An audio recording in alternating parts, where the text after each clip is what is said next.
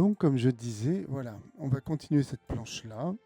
Donc, je vais sélectionner tous ces petits bouts-là pour passer tout en couleur et tout ça. De toute façon, il y a personne qui regarde, donc j'en ai rien à foutre. Voilà. Et on va écouter François Héran, ça sera beaucoup plus intéressant que mes élucubrations et mes incompétences informatiques. Voilà, donc collège YouTube, je l'avais mis mais j'ai tout fermé. Collège de France, François Héran, colonialisme et immigration. Voilà. Donc on avait écouté. IMC, c'est Internationally Displaced. On avait écouté le premier épisode la dernière fois. Apparemment, on ne l'avait pas fini, donc on va le finir peut-être. Et puis après, et puis en même temps, écran zoomé, ouais. Et puis en même temps, on dessinera tranquille parce que là, j'en ai plein le dos. Voilà. On va le lancer. Et moi, je vais partir pour dessiner. Monitoring Center, c'est le centre de surveillance des déplacés internes, compare les déplacés internes liés à des violences, des conflits, des guerres, etc., aux déplacés internes qui ont fui les changements climatiques, les ouragans, les inondations, la sécheresse, etc., etc. Et c'est la seule base de données internationale qui existe. Vous pouvez aller sur le site de l'IDMC, regarder toutes ces données. Alors, conclusion donc, eh bien oui, jamais eu autant d'immigrés que maintenant. Ça n'a pas la faute au dernier président. Hein. C'est s'imaginer qu'un président est responsable du mouvement de la migration. Enfin, il faut être naïf quand même. Bon. C'est une tendance lourde qui n'est pas réversible à volonté. Donc ça, c'est quand même super intéressant, quoi, parce que ce qu'il dit, c'est qu'on nous parle tout le temps des politiques migratoires, de ce qu'il faut faire pour limiter l'immigration et tout ça. Et en fait, ce qui s'avère, quand on écoute les chercheurs, et donc celui-là qui est un des meilleurs, c'est que les politiques, les gouvernements n'ont aucune prise sur le nombre de gens qui veulent venir chez nous, et que de toute façon, il n'y en a pas tant que ça, et qu'on est tout à fait capable d'encaisser les gens, et que de toute façon, c'est notre devoir d'humaniste, quoi, si on n'est pas des grosses ordures, hein, voilà. Donc ça, c'est un peu le résumé de ce qui s'est dit jusqu'à présent, quoi. Voilà. La France n'est pas le premier pays d'immigration en Europe, loin de là. C'est même pas un pays très très demandé par très très prisé par les gens qui changent de pays. Et de toute façon, les immigrés qui viennent chez nous, c'est des gens qui sont diplômés en général et qui ont des moyens, parce que la misère du monde, les plus pauvres, ils peuvent pas venir tout simplement parce qu'ils ont ni les moyens ni les capacités, quoi. Voilà. Enfin, les capacités, c'est vite dit, mais en général, c'est plutôt des diplômés et qui ont un peu d'argent, quoi. Sinon, ils peuvent pas payer le voyage, en fait, tout simplement, ni les passeurs, ni tout ça, quoi. Allez, on va l'écouter, lui, ça sera plus intéressant. C'est plus compliqué encore que la courbe du chômage. La progression, j'entends toujours dire que ça explose, que les chiffres explosent, que c'est exponentiel.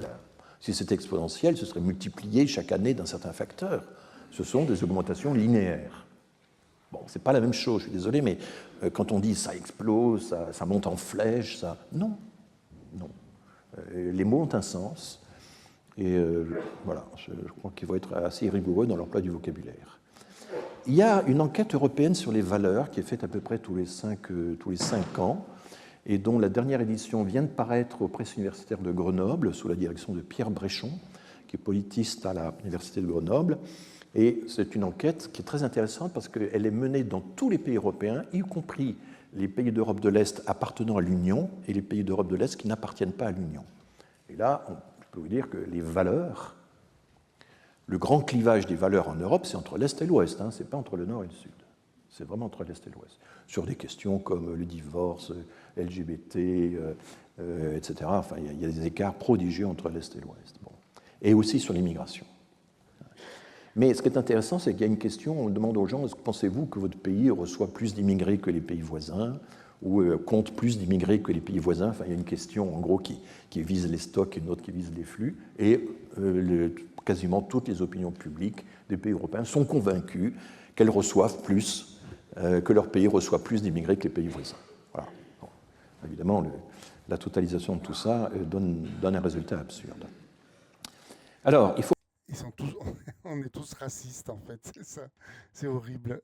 On est tous persuadés d'être ceux qui reçoivent le plus d'immigrés. Ouais, ils viennent tous chez nous pour profiter des avantages de notre pays qui est merveilleux. Puis en fait, tout le monde s'en fout de ton pays. C'est juste qu'on est persuadé d'être les meilleurs et les plus victimes, quoi. Et, euh, et en fait, non, quoi, non, mais c'est fou, quoi. En fait, toute la politique et tout le battage médiatique est basé sur les fantasmes des gens qu'on agite comme ça. Mais je trouve ça affreux, moi. Moi, je trouve ça affreux. On est vraiment des cons, en fait. Parce que ça marche, en plus, c'est ça qui est le pire, quoi. Ça devrait pas marcher, quoi. Enfin bon. Il faut quand même dire, parce que c'est un argument évidemment un peu facile, moi-même il m'est arrivé de l'utiliser, mais donc on a eu 21 lois sur l'immigration depuis 1993, depuis les lois Pasqua, Méhaignerie, et donc on est en train de discuter la 22e. Bon. Est-ce que ces lois ont été totalement inutiles? En fait, elles ont contenu un certain nombre de flux, et il se trouve qu'elles ont contenu les flux les plus vulnérables. Le regroupement familial, vous pouvez dire il faut plus de surface d'appartement, il faut encore un niveau de revenu plus élevé, il faut attendre plus longtemps. Par exemple, la commission des lois du Sénat a dit ah ben non, 1 an et demi pour attendre le regroupement familial, non, on va dire 2 ans. Donc on se demande ce que ça ajoute, hein, de retarder encore de 6 mois le rapprochement des conjoints, le rapprochement entre parents et enfants, mais c'est typiquement le genre de mesure de fermeté, n'est-ce pas, qui permet de se dire qu'on va peut-être davantage contrôler qu'avant. On contrôle les unions, les mariages blancs, les mariages gris. Les mariages gris, c'est le mariage où un conjoint trompe l'autre. Le maire peut vérifier la réalité de la vie maritale, ce qui n'est pas fait parce que les maires ont vraiment autre chose à faire. Donc l'OFI attend un certain temps le certificat du maire, et puis quand il ne vient pas, l'OFI remplit le certificat lui-même. Enfin bon. Etc. Mais voilà, on a fait toutes sortes de mesures et ça a eu quand même l'effet de contenir, et c'est ce que l'on voit sur ce schéma que j'ai déjà eu l'occasion de présenter depuis 2017-2018, mais là, j'inclus donc l'année 2022, la dernière année complète, puis vous voyez le creux qui apparaît à cause des années Covid. Hein. On voit très bien le creux. Voilà, la venue des étudiants a été retardée par le Covid, de même que les travailleurs non saisonniers, etc. Je vous disais que ce qui a augmenté le plus en nombre, c'est les étudiants internationaux, étudiants donc installés pour une durée d'au moins 1 an. Donc je mets le schéma en gros pour qu'on le voit. Il ne s'agit pas des gens qui viennent juste passer un semestre, c'est très net, et 108 000 par an, hein, les chiffres c'est des milliers. Les familles de Français, donc l'appelant, comme on dit en langage administratif, est un Français ou une Française qui épouse ou a épousé une étrangère ou un étranger, et ça déclenche une migration. Et puis il y a les familles d'étrangers, où là l'appelant est un étranger, c'est un immigré, et il peut, sous certaines conditions, faire venir le reste de sa famille, conjoint et enfants mineurs. Et vous voyez que la migration familiale, elle est contenue. Sous Sarkozy, il y a eu un certain ralentissement des familles d'étrangers, les dossiers étaient compliqués, on a créé le ministère de l'immigration, et les chercheurs pensent que c'est essentiellement le ralentissement des dossiers pour des raisons administratives qui expliquent le creux sous Sarkozy, mais enfin globalement tout ça est contenu et maintenu. Bien sûr, les réfugiés ont augmenté, c'est la moindre des choses, avec les événements surgis depuis 2015-2016, mais enfin ce n'est pas non plus une augmentation phénoménale. Et une des augmentations les plus fortes en termes relatifs, c'est le travail, c'est la migration directe de le travail, parce que les passeports talents ont été étendus des chefs d'entreprise aux salariés, que la procédure est beaucoup plus simple, elle se fait en ligne maintenant, etc. Enfin, je n'entre pas dans les détails. Donc du coup, oui, 61% de hausse depuis 2005, c'est beaucoup, hein, c'est une augmentation qui en fait est linéaire, ça correspond à ce qui se passe un peu dans tous les pays européens. Et cette hausse, elle est due pour 50% à la migration estudiantine, pour 27% à la migration de travail, pour 15% à la migration de refuge, et la migration familiale n'est pour rien dans la hausse puisqu'elle a globalement reculé. Alors les deux composantes, famille de Français, famille d'étrangers, n'ont pas évolué de la même façon, et ce sont les mariages mixtes qui ont été le plus touchés. Et là, c'est un problème, parce que les mariages mixtes, ça fait partie quand même, c'est un vecteur d'intégration. Et s'en prendre au mariage mixte, c'est peut-être pas la meilleure façon de favoriser l'intégration des populations étrangères, on y reviendra. Bon, alors c'est pas simplement un dada, c'est une exigence à la fois scientifique et morale. On a vu avec Shadow Ombre hein, qu'on ne veut pas que les familles étrangères s'intègrent, puisque quand elles s'intègrent, on dit que c'est de l'entrisme. Donc voilà, on ne veut pas. Ouais. Et c'est pour ça que aussi peut-être que les mariages mixtes on fait en sorte qu'ils reculent, quoi, en mettant des trucs que le maire doit aller voir. Quand on traite des statistiques de la migration, il faut raisonner en chiffres proportionnels, en taux. Dans le débat public, on entend dire, rendez compte, 170 000 titres de séjour, c'est comme la ville de Rouen ou de Marseille, que sais-je. Ça n'a aucun sens. Nous sommes 67 millions d'habitants, personne ne peut se représenter ce que Rouen ou Lille représentent par rapport à la population française. Personne ne maîtrise ça. Il faut raisonner en proportion. Et là, nous avons eu de formidables leçons de statistiques de la pandémie du Covid. Certains quotidiens, chaque jour, 3 ou 4 journalistes nous donnaient les statistiques de la progression de la pandémie et ils nous disaient nombre de nouveaux cas pour 10 000 habitants pendant une période donnée. Et c'est comme ça qu'on peut comparer les chiffres entre les États-Unis, la France et le Luxembourg qui ont des tailles très très différentes. Bon. Alors on me dit, oh mais c'est compliqué, etc. Mais dans la vie quotidienne, nous passons notre temps à faire ça. Nous standardisons les données pour pouvoir faire des comparaisons. Je cite 3 cas. Souvent j'ai cité les doses de sucre entre 2 paquets de tailles différentes. Ben, on regarde pour 100 grammes. Les prix des appartements, on les compare au mètre carré. Et aux surprises, les prix alimentaires, c'est au kilo. Vous ne pouvez pas comparer un paquet de tomates et un paquet de, je sais pas quoi, de carottes, si vous ne ramenez pas le prix au kilo. Eh bien, dans la statistique d'immigration, on ne le fait pas. Vous voyez la profonde indignation méthodologique qui m'étreint quand je vois ça, quand j'entends un certain nombre d'arguments qui sont reposent entièrement sur le maniement de chiffres absolus, parce que ça impressionne à bon compte. Donc du coup, quand on prend la peine de regarder les données de façon proportionnelle, qu'est-ce que ça donne? Alors je vais passer, voilà ce que ça donne quand on regarde par exemple les demandes d'asile dans l'Union européenne, et j'ajoute le Royaume-Uni, puisqu'il sort des statistiques européennes depuis le Brexit, c'est un gros problème pour le statisticien, il faut reconstituer les données britanniques. Depuis 10 ans, on va prendre la dernière décennie, 2013-2022, ça englobe la fameuse crise de 2015, ça englobe la négociation de l'Allemagne avec Erdogan, le retrait de l'Allemagne, et vous voyez qu'à partir de 2018-2019, c'est les pays en première ligne, c'est Chypre, c'est Malte, c'est la Grèce qui encaissent en quelque sorte la demande d'asile qui vient du sud ou qui vient de l'est. Au début, c'était la Suède qui, bon élève, répondait très très rapidement aux sollicitations du Haut-Commissariat aux réfugiés, puis la Suède s'est un peu lassée d'être le seul bon élève. Alors l'Autriche prenait sa part, l'Autriche a une longue tradition d'accueil d'urgence, mais ensuite se dit, bon, c'est peut-être à l'Allemagne de prendre la suite. Et l'Allemagne aussi a fait un effort énorme en termes relatifs, il a interrompu, puis ensuite, bon, alors il y a d'autres pays comme la Belgique, la Suisse, etc. Vous voyez que le Royaume-Uni, c'est la ligne rouge, et vous dire, mais où est la France là-dedans? Elle est là. Pendant toute la crise, au plus fort de la crise 2015, 2016, 2017, on n'a rien fait. On a tiré au flanc. Ça s'appelle faire cavalier seul, se défausser. Les économistes disent ça, le free rider.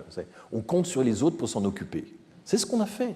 Et alors, ce qui était intéressant, c'est qu'en 2017, de 2017 à 2018, il y a eu une montée en France des demandes d'asile, il y a eu une montée là, qui a jeté la classe politique dans un grand émoi. Vous vous rendez compte, ça augmente de, je ne sais pas quoi, 20%, 30%, etc. Et la loi Collomb de 2018, c'est la réaction à ça. Et j'avais l'habitude de dire à l'époque que l'Allemagne descendait de l'Everest pendant que nous, on grimpait lentement les pentes du Morvan. Alors, c'était vrai quand on prenait les chiffres absolus. Là, avec les chiffres relatifs, le ratio est un peu moindre. Mais vous voyez à quel point, c'est ça qui est terrible, la classe politique n'a aucune idée des ordres de grandeur. Elle nous donne des leçons de réalisme. Et tout ça, c'est des données qui sont parfaitement harmonisées entre les pays européens.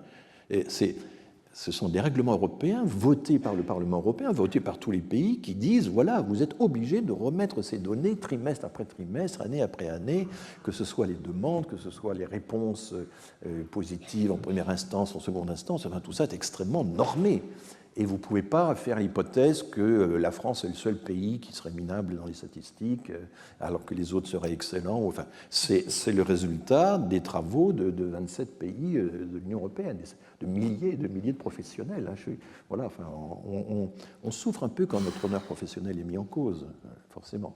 Donc oui, la demande d'asile a augmenté, et à un certain moment, horreur, nous étions en termes proportionnels, un peu au-dessus de l'Allemagne. Vous voyez que l'Allemagne, depuis, s'est rattrapée, mais enfin, c'est Chypre, Malte, la Grèce, l'Autriche. Alors, vous me direz, Malte, c'est bien petit. Hein. Malte, c'est 500 000 habitants, donc c'est 120 fois plus petit que la France. Hein. Bon, c'est pas grand-chose. La Grèce, c'est déjà un peu plus.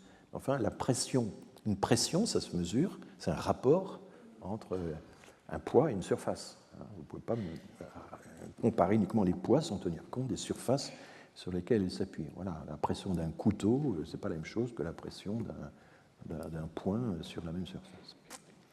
Bon, je suis obligé de... Alors maintenant, quand on regarde, cette fois, pour l'instant, je me suis contenté de regarder les chiffres de l'enregistrement des demandes d'asile. Et donc, au fond, ce que j'ai fait jusqu'à présent, c'est un peu de faire l'hypothèse que tous les déboutés restent. Il y aurait d'ailleurs des choses à dire, parce qu'on dit beaucoup qu'il y a des migrations secondes, que les déboutés de l'Allemagne viennent chez nous, et on ne parle jamais des déboutés de la France qui iraient en Allemagne. Bon, la vérité doit être entre les deux. Ou bien tous les déboutés restent partout, ou bien une partie des déboutés s'en vont et circulent, mais on ne peut pas dire que seule la France garde tous ces déboutés, alors que les pays étrangers réussiraient à les expulser, notamment vers nous. Si vraiment tous les déboutés allemands étaient venus en France, on aurait des chiffres beaucoup plus importants. Là, constamment, il faut faire aussi la preuve par le contraire quand on est face à ce genre de raisonnement. Donc, quand on regarde les décisions positives de protection depuis 2013, alors là, je vais faire un zoom, c'est le même graphique. Bon, le Royaume-Uni s'interrompt parce que je n'ai pas encore reconstitué les données, mais vous voyez que la France est là. Donc, nous sommes en dessous de la Belgique, des Pays-Bas, de la Suisse, de Luxembourg, de l'Allemagne, de la Grèce, de l'Autriche. Voilà, bon, dire qu'on ne contrôle rien, que nous sommes complètement débordés, que nos frontières sont une passoire, rien dans les données qui existent, dans les données comparatives, ne permet d'affirmer une chose pareille. On en est très très loin. Voilà un peu le... Alors bien sûr, nous faisons mieux que la Suède ou le Danemark, qui lui, donc... Alors il faut dire une chose sur le Danemark, la solution danoise, elle est très à la mode en ce moment, parce que voilà, c'est un gouvernement sociodémocrate qui donne des gages à l'extrême droite pour garder le pouvoir, et qui est donc maintenant très drastique, qui d'ailleurs le fait avec l'autorisation de la Cour européenne des droits de l'homme, la Cour de Strasbourg, qui est extrêmement... Il faut rappeler que la Cour européenne des droits de l'homme, ce n'est pas ce gouvernement des juges qui nous prive de notre souveraineté. La Cour européenne des droits de l'homme a une doctrine qui est de plus en plus affirmée depuis une dizaine d'années, consistant à dire qu'il y a une marge d'appréciation qu'on laisse aux États, et en fonction de leur tradition, de leur politique, de la façon dont ils définissent leur politique, on peut les autoriser à. Donc récemment, la Suède a été autorisée dans une affaire spéciale, c'est très récent, à ne pas accepter un regroupement familial que l'individu prétendait obtenir. Donc des pays comme la Hongrie, la Pologne, etc., ont des politiques migratoires extrêmement drastiques, très restrictives, sans pour autant avoir quitté la Convention européenne des droits de l'homme. Donc elle n'est pas la Convention européenne des droits de l'homme, là encore, preuve par le contraire. Elle n'est pas cet horrible instrument qui nous empêcherait de faire ce qu'on veut. Là, je fais référence, je cite des noms, bon, parce que la formule m'avait frappé. Éric Ciotti avait déclaré il y a 2 mois que l'article 8 de la Convention européenne des droits de l'homme nous oblige à accepter automatiquement, il avait souligné automatiquement, le regroupement familial. C'est une contre-vérité totale. Il n'y a aucune obligation automatique à accepter le regroupement familial en raison de l'article 8 de la Convention européenne des droits de l'homme. Et si vous voulez vous en convaincre, il y a une façon très simple de le savoir, c'est d'aller sur le site de la Cour européenne des droits de l'homme, et là, il y a des modes d'emploi qui sont mis à jour par les greffiers de la Cour de Strasbourg très très régulièrement, à peu près chaque mois. Il y a un mode d'emploi de l'article 8 de la Convention européenne des droits de l'homme, qui est le fameux article qui consacre le droit à la vie familiale, le respect de la vie familiale. Il y a aussi... C'est quand même préoccupant ces politiciens qui mentent comme ça, parce que je sais pas, moi je me dis, ces gens qui mentent, bah, ils devraient pas pouvoir avoir des responsabilités, quoi. Enfin, je veux dire, qu'est-ce que ça veut dire ça? On ment aux gens, on raconte n'importe quoi, et après on veut être président de région, président de la République, ou enfin ou président d'un parti. Ça me paraît pas sérieux, moi. Les gens qui sont pris en flagrant délit de mensonge, on devrait pas pouvoir les laisser en responsabilité politique, quoi. Je sais pas. Ciotti, en plus, c'est un récidiviste, hein, il raconte n'importe quoi. Enfin, bon. Il y avait eu cet extrait-là avec Cohen sur Bardet, là, où il disait que, je sais plus ce qu'il racontait, mais que c'était une censure politique quand ils avaient enlevé son portrait dans les gares de son bouquin, alors que c'était la régie publicitaire qui avait dit va peut-être mieux pas, de toute façon on n'a pas le droit. Voilà. Donc il raconte n'importe quoi et il reste là à vouloir faire le beau. Enfin bon, c'est insupportable. Aussi un mode d'emploi sur l'ensemble des articles concernant la migration et qui décrivent non seulement les articles de la Convention européenne, mais aussi la jurisprudence qui y est associée depuis des années. Ce sont des modes d'emploi extrêmement clairs, même si la matière est parfois un peu compliquée. Et quand vous lisez ça, vous vous rendez compte que l'idée que le gouvernement, que l'Union européenne, ce n'est pas l'Union européenne, hein, c'est le Conseil de l'Europe, puisque les membres du Conseil de l'Europe, ce sont les pays qui ont ratifié la Convention européenne des droits de l'homme. 47 pays, ça va bien au-delà de l'Europe, de l'Union européenne. L'Azerbaïdjan en fait partie, par exemple. Quels sont les pays qui ont été exclus de la Convention européenne des droits de l'homme depuis qu'elle existe, depuis 1950? La Grèce des colonels, le Bélarus et la Russie depuis l'invasion de l'Ukraine. Donc l'idée qu'on pourrait se retirer de la Convention européenne puis ensuite négocier des articles, etc., alors que nous faisons partie des 5 ou 6 grands fondateurs de la Cour européenne, que la Cour est sur notre sol, Strasbourg c'est en France, je suis strasbourgeois alors j'insiste parfois là-dessus. Donc vous voyez, il y a une espèce de désinvolture et de méconnaissance en même temps. Parce qu'en fait, on est dans une espèce de surenchère où chacun renchérit sur les arguments des autres, mais ne regarde même plus les faits. Voilà, le site de la Cour européenne des droits de l'homme. Alors, qu'est-ce qu'il dit cet article 8 ? C'est un article en 2 alinéas, comme tous les articles qui consacrent des libertés, que ce soit la liberté d'aller et de venir, la liberté d'expression, le respect de l'intégrité physique, etc., etc. Chaque fois, vous avez l'énoncé du principe, et ensuite un deuxième alinéa, souvent plus long que le premier, qui explique qu'il y a des limites à ces libertés en question. Ces limites doivent être légales, et les États peuvent imposer des limites au respect de ces libertés si ils le font pour des considérations d'ordre public, de santé publique, de moralité. Enfin, la liste des exceptions autorisées aux signataires de la Convention européenne est très très longue.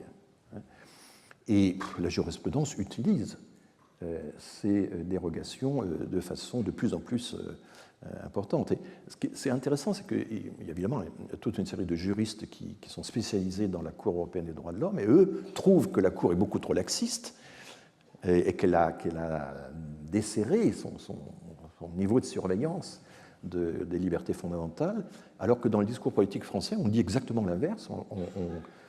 On reproche à la Cour de faire ce qu'en réalité elle ne fait pas, de limiter la souveraineté des États.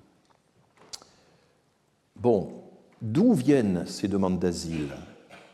Alors là, il faut un peu travailler, il faut explorer le site d'Eurostat et manipuler tous les paramètres, etc. Mais enfin, c'est tout à fait faisable, c'est pas très compliqué. Hein. C'est pas de la haute statistique que je fais là, c'est pas des modèles économétriques, c'est ce qu'on appelle de la statistique purement descriptive, qui est assez accessible. Si je classe, alors là j'ai fait une faute, pardon, non mais c'est pas l'Iran, c'est l'Irak.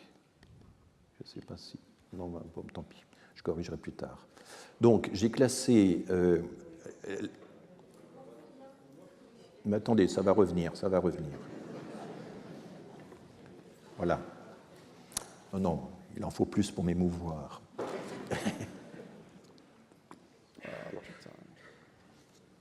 Là, j'ai classé les pays. Alors, je commence par les nombres absolus. Donc, et je prends uniquement l'année 2022. Parce que les politiques, le discours public se polarisent toujours sur la dernière année, sur les derniers chiffres, parfois même sur le dernier trimestre. Bon, là, je me polarise sur 2022. Donc, vous voyez que l'Allemagne, en 2022, a enregistré 167 000 demandes d'asile du Proche et du Moyen-Orient, y compris Irak et Afghanistan. Donc, une définition large du Proche et du Moyen-Orient. L'Autriche, la France est en troisième position. Et puis nous avons aussi pas mal de demandes qui viennent de l'Afrique subsaharienne. Le reste de l'Afrique, ça correspond à ça, de l'Europe centrale et des Balkans, c'est notamment la Géorgie, l'Arménie, des pays de ce genre. Voilà. Vous voyez que l'Espagne est spécialisée dans l'enregistrement des demandes d'asile latino-américaines, essentiellement les Vénézuéliens et les Péruviens, c'est actuellement le... Voilà. Donc voilà un peu, ça c'est les chiffres absolus. Maintenant, comme tous ces pays ont des tailles très inégales, qu'est-ce que ça donne quand on est en chiffres relatifs? Alors là, la France, évidemment, c'est normal, elle redescend le long du classement, puisque nous sommes un pays très peuplé, donc par tête d'habitants, ça fait moins. Arrive en tête Chypre. Bon. Et le reste de l'Afrique, proportionnellement, va plus qu'à son tour déposer sa demande à Chypre. L'Autriche est toujours là, très fortement. L'Allemagne, la Suisse, donc le monde germanophone, en gros, est très haut placé, avec les îles ou les pays de la Méditerranée orientale. Voilà un peu la situation. Bon, maintenant, si on veut prendre un peu plus de recul et que regarder, faire un bilan non plus de l'année 2022, mais des 10 années qui se sont écoulées, vous voyez que l'Allemagne, en 10 ans, a enregistré 2,6 millions et bonjour, de demandeurs d'asile, ce qui évidemment est très important, dont 1,5 million correspondent au Proche-Orient, au Moyen-Orient, y compris Irak et Afghanistan. La France, c'est 1 million. C'est facile à retenir. En un an, on a enregistré 1 million de demandes. Bon. Nous sommes 67 millions d'habitants. Il faut toujours s'imaginer ça. Et on voit que nous sommes, avec l'Italie, l'autre pays qui enregistre le plus de demandes venant de l'Afrique subsaharienne. C'est très net. Et maintenant, quand vous regardez en termes relatifs, la migration, alors, ça y est, en termes relatifs, donc le bilan pour les dernières années, évidemment, on déclasse la France une fois de plus, et des pays comme Malte, comme la Chypre, etc., évidemment, prennent leur part plus qu'à leur tour. L'Italie est en bas du schéma, et là, il faut s'interroger quand même sur le comportement étrange de l'Italie depuis quelques années. L'Italie dénonce avec force le manque de solidarité de l'Union européenne, de l'Europe du Nord, mais l'Italie, par ailleurs, s'est beaucoup défaussée sur l'Europe du Nord en sous-enregistrant les migrants qui la traversent, en les expédiant vers le Nord. Et du coup, il y a pas mal de demandes de la part de la Belgique, de la part de l'Allemagne, de dublinage, c'est-à-dire l'idée, écoutez, nous avons chez nous des gens qui manifestement sont passés chez vous, sont passés en Italie, nous avons même quelques preuves qui sont d'abord passés chez vous, donc on vous les renvoie. C'est le système de Dublin qui fait qu'on renvoie au premier pays d'entrée les personnes qui se présentent aux frontières. Et donc l'Italie, d'un côté, accuse l'Europe de manque de solidarité, mais en même temps enregistrer très peu de demandes d'asile et se défausse. Donc voilà, je suis un peu méchant, mais enfin c'est un peu un comportement du genre tragediante et commediante. Voilà, c'est à deux faces quand même cette histoire. Et on se laisse un peu à bon compte impressionner par les cris que pousse l'Italie là-dessus. Il faudrait quand même qu'on mette un peu aussi plus de rigueur si vraiment on tient à ce que les pays européens se comportent de la même façon. Voilà, alors vous me direz, mais ce que j'invente là, les chiffres relatifs, tout ça, d'autres y ont forcément pensé. Alors oui, il existe un rapport, l'Eurostat de temps en temps publie des chiffres relatifs, c'est une colonne parmi d'autres dans un tableau, ce n'est pas toujours très très visible.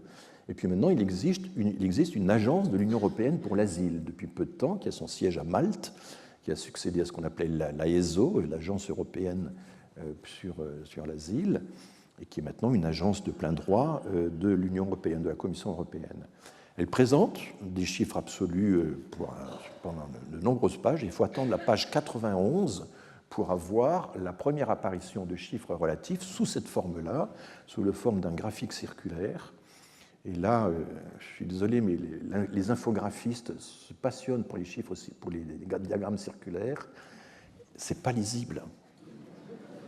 C'est vraiment très difficile. Il y a une... Alors, je sais pas, peut-être qu'il y en a parmi vous, je suis désolé, mais allez. Il y a une orientation esthétisante de l'infographie statistique actuellement qui fait qu'il y a une perte en ligne du message qui est terrible. Donc il vaut mieux avoir des barres horizontales avec la place pour écrire la légende, etc. Bon, sinon, alors qu'est-ce que ça veut dire? Là, par exemple, vous prenez la Suisse, vous voyez que la Suisse est un peu brune, donc selon la surface du pays, elle accueille plus de demandeurs d'asile que la moyenne européenne, mais vu sa richesse, c'est la couleur bleue, elle est quand même en deçà de ce qu'elle pourrait accueillir vu son PIB. Hein. C'est ça. Et puis, en termes de par rapport à sa population, elle accueille dans la moyenne européenne. Voilà. Ici, vous avez la France. Bah, c'est quand même difficile de lire ce que fait la France, mais enfin, c'est du blanc partout ou du brun pâle. Bon, en gros, voilà, elle accueille un peu en proportion. Il faudrait que je puisse switcher facilement entre le son de mon micro. En fait, il me faudrait un micro. Bon, bref. Mais quand je fais une sélection, je ne peux pas facilement couper le son, du coup, je ne dis plus rien. Après, c'est bien plus intéressant ce qu'ils disent que ce que moi je pourrais dire. Mais bon, des fois, je dis, ouais. Par exemple, les histoires de chiffres relatifs, là, je ne pensais pas que c'était lui, François Héran, qui avait inventé ça, parce qu'il dit les chiffres que j'ai inventés. En fait, ouais, ça se fait très peu, ce qui est délirant, en fait, comme il l'expliquait, on compte en kilos, en macronutriments pour 100 grammes, en prix au kilo, et là, pour l'immigration, c'est des chiffres absolus, c'est absurde. Proportion, on a l'impression, là, bon, elle n'est pas en tête, hein, parce que ce qui est en tête, c'est Chypre, c'est l'Autriche, c'est l'Irlande. Après, il faut tourner la tête voilà, il faut tourner le diagramme. C'est comme le diagramme, c'est comme l'objet publicitaire circulaire que je vous ai présenté au début de l'exposé. Hein, c'est du même genre. Il faut jouer avec. Bon, voilà. Donc, alors du coup, ce serait quoi notre part? Les Allemands utilisent, vous savez, il y a beaucoup d'anglicismes en allemand, donc ils utilisent le fair, le mot anglais, qui veut dire équitable, juste, et ils disent il faut appliquer die faire Verteilung, la juste répartition des demandeurs d'asile. Alors ils appliquent ça à l'intérieur de leur propre pays, il y a une clé de répartition à l'intérieur de l'Allemagne, la clé de Königstein, qui répartit les demandeurs d'asile entre les Länder, eh bien, au prorata de la population et de la richesse. Ils tiennent compte, je crois, aussi du taux de chômage, mais dans une proportion moindre, enfin bref. La France a repris ça pour le schéma d'orientation des demandeurs d'asile en interne. C'est ce qu'on appelle la SNRDA, le schéma national de répartition des demandeurs d'asile, et qui a été copié directement des Allemands. Donc Emmanuel Macron a expliqué que la France devait aller prendre sa part dans l'accueil des réfugiés, allusion à la fameuse phrase que Michel Rocard avait ajoutée 7 ans après, hein, je ne vais pas raconter ça une X fois, mais Michel Rocard avait dit on ne peut pas accueillir toute la misère du monde, et puis 6 ans, 7 ans après, dans une tribune du Monde, il a ajouté mais la France doit en prendre sa part. Voilà. Donc je dis c'est un repentir après 7 ans de réflexion. Donc, ce serait quoi notre part? Qu'est-ce que ce serait notre part? Eh bien, nous sommes entre 15 et 16% de la population de l'Union européenne. Nous concentrons 18% du PIB. On pourrait imaginer que s'il y a des gens qui frappent à la porte de l'Europe, les pays se le répartissent au prorata de leur population ou de leur PIB. Voilà en gros quelles seraient les proportions. Vous voyez que l'Allemagne, c'est plus d'habitants, c'est encore plus de richesses. Là, j'ai noté la Suisse aussi, qui par rapport à sa population est très riche. Hein, on le voit bien quand on regarde le ratio entre les deux. Bon. Si on fait, c'est assez simple, hein, si on prend l'exemple des Syriens, je vous ai dit 7 millions à peu près de déplacés externes en Syrie, sachant qu'il y en a 7-8 millions qui sont déplacés internes. Où vont-ils? Eh bien, il y en a 18% seulement qui vont dans l'espace économique européen. Les autres sont en Turquie, au Liban, en Jordanie, etc. Donc 18% de ces 7 millions, c'est-à-dire 1 215 000, arrivent à déposer une demande dans l'espace économique européen. Sur ces 1 215 000, sur ces 18%, quelle est la part que nous avons prise? Nous avons accueilli 3%. Nous avons enregistré les demandes de 3% des Syriens qui ont réussi à déposer une demande en Europe. Et les Allemands, c'est 53%. C'est fou. L'écart est considérable.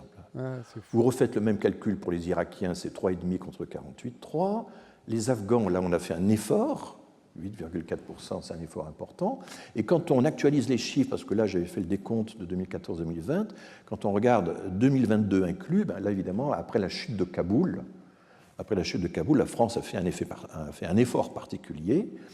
Et donc c'est 11% des Afghans ayant déposé une demande en Europe que nous avons enregistré, 11%, notamment via l'ambassade de France à Téhéran, le consulat de France à Téhéran. Mais l'Allemagne, c'est encore 34%. Et ça ne s'explique pas par la différence de population entre l'Allemagne et la France. Donc, pour les Ukrainiens, c'est très étrange, mais on retrouve la même proportion. Nous n'avons accordé de protection temporaire qu'à 5% des Ukrainiens qui ont réussi à déposer une demande en dehors des pays limitrophes de l'Union européenne.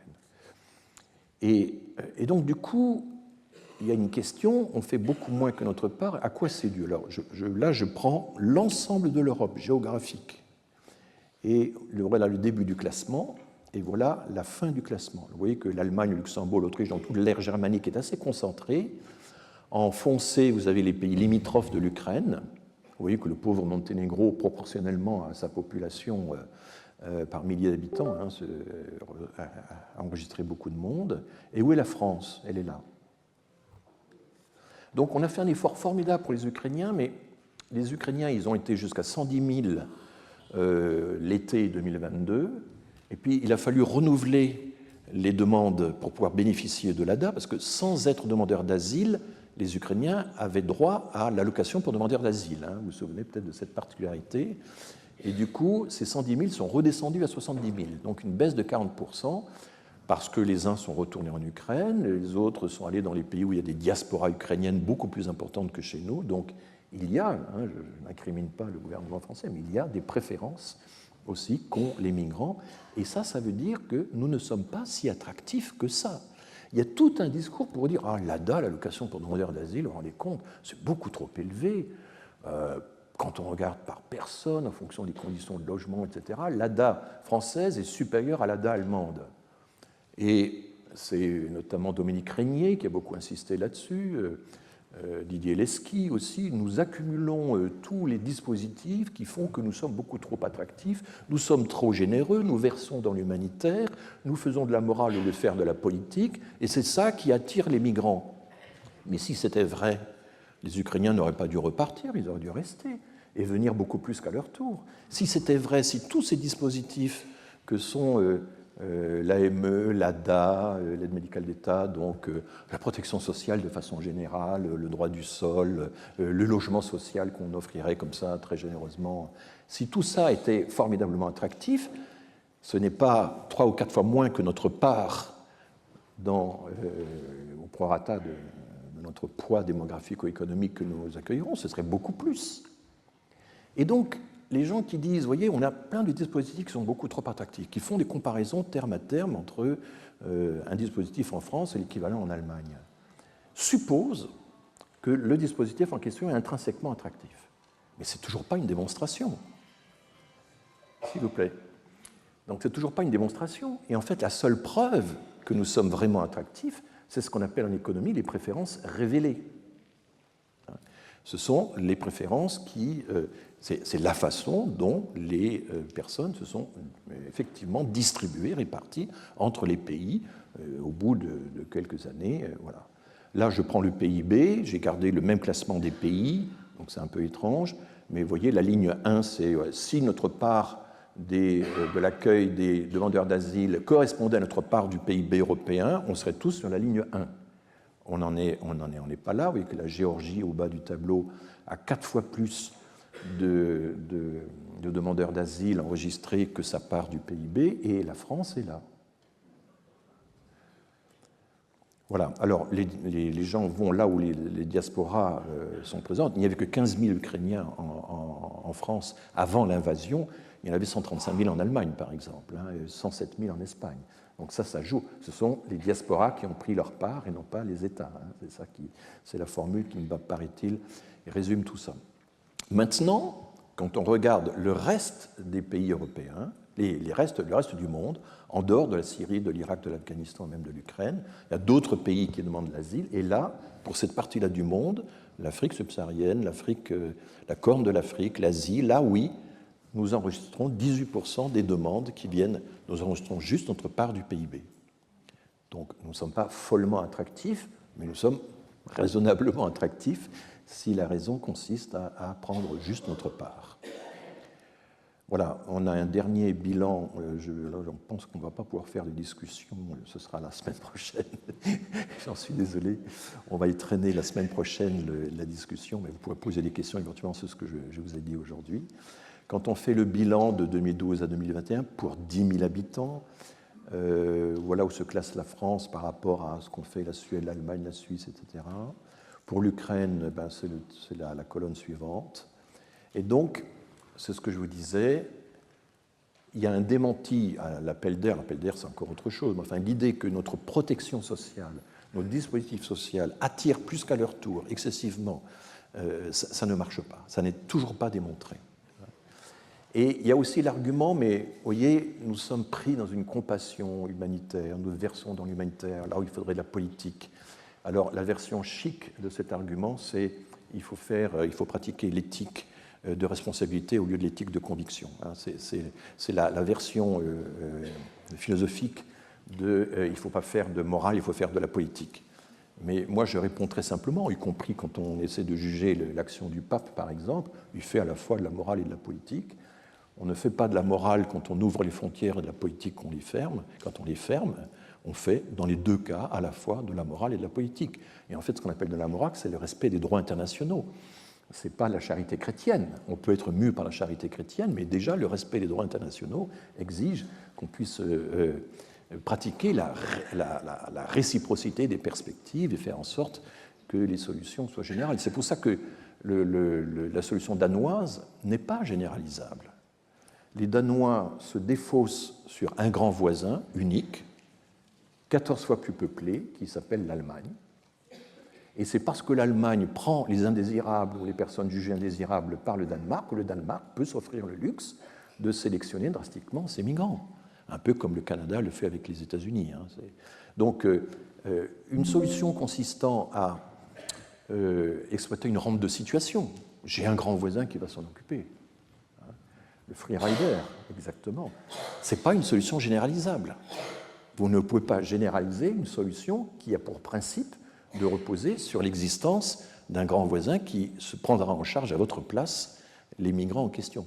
C'est ça, à mon avis, beaucoup plus que d'entrer dans le détail des calculs sur tel et tel dispositif que les Danois auraient pratiqué, etc. C'est ça, à mon avis, l'argument essentiel. Et alors, je vais passer sur le dublinage, et je termine là-dessus. On a finalement deux définitions des capacités d'accueil, parce que souvent j'entends dire, mais voilà, il faudrait que le Parlement chaque année vote le nombre d'immigrés ou même de demandeurs d'asile, ce serait en quelque sorte des quotas qui seraient strictement ajustés à nos capacités d'accueil. C'est une vieille histoire, c'est depuis très longtemps, on a cette demande, il faut avoir les là. Si on le faisait, si on tenait compte des capacités d'accueil structurelles, notre population, notre richesse, alors il faudrait accueillir beaucoup plus de monde. C'est paradoxal, enfin c'est quand même... Il faut distinguer les capacités structurelles, la population du pays, on peut ajouter la surface, le taux d'emploi, c'est ce qui est pris en compte dans certaines clés de répartition appliquées en Europe, et puis des capacités d'accueil qui sont socialement, politiquement construites, qui ne sont pas des choses naturelles. Quand j'étais directeur de l'INED, on me disait, monsieur le directeur, quel serait le niveau optimal de migration pour un pays comme la France? Et je disais, mais il n'y a pas d'optimum, il n'y a pas de définition scientifique de l'optimum, ça n'existe pas. Vous regardez les taux d'immigration dans le monde, ça va de plus de 80% dans certains pays du Golfe à quasiment 0% pour d'autres. Rien ne vous permet de vous dire que dans ce spectre extraordinairement varié, il y ait le bon chiffre qui servirait de guide, et même au sein de l'Europe, vous avez une très très grande variété.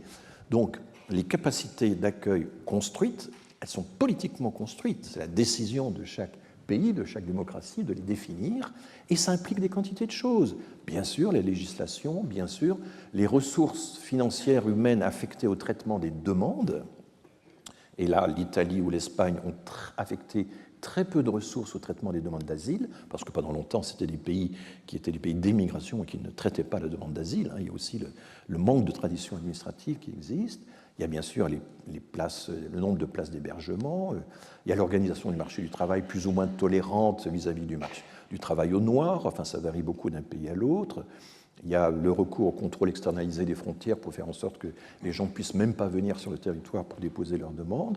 Et puis j'ajoute, et ce sera le mot de la fin, qu'il y a aussi, et ça fait partie des capacités d'accueil construites, les efforts des municipalités, les efforts des ONG qui comptent beaucoup dans ce système. Merci pour votre attention.